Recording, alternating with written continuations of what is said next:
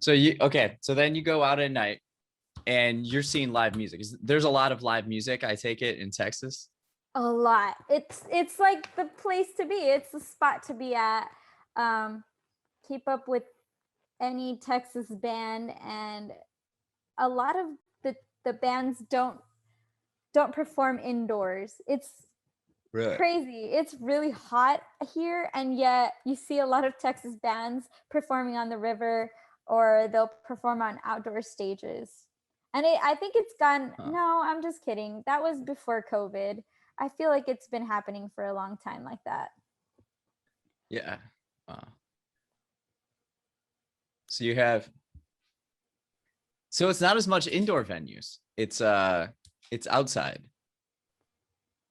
Yeah, a lot of them are pretty much outside, to be honest. And just because Texas Texas is very like Texas country music is a big part of us. So I think holding it outside, you allow more people to show up, as opposed to having it in an indoor where you have, you know, you can't have Limited. more than this many people inside.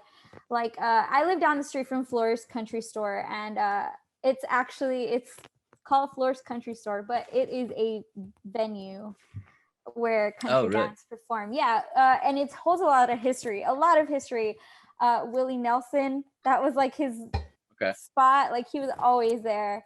So they have an indoor venue, but it's really small. So whenever they have concerts indoors, they can only have a few amount of people. But when they have the outdoor concert, they have an outdoor venue, and it's so much bigger. And that's usually for like bigger bands like Whiskey Myers or Parker McCollum. They hold Coetzel. They're usually outside, but the smaller bands that haven't really taken off yet, they have them indoors.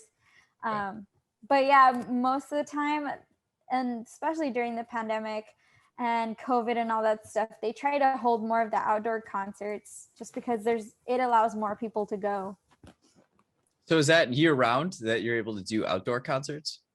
Yes, it does not get that cold. As far as the whole Texas freeze, that has never happened here before. So it doesn't get colder than, I'm gonna say, 30 degrees. Probably that's pushing it. That's really pushing it. Probably like 40 degrees. It doesn't get any colder than that, honestly, in the winter here. And that's aside from last year that it just got really cold. But and honestly, I've sat through a Green Bay game where it was 8 degrees, so I was okay. How many? Well, I'll ask you some of those Packer questions later. Okay,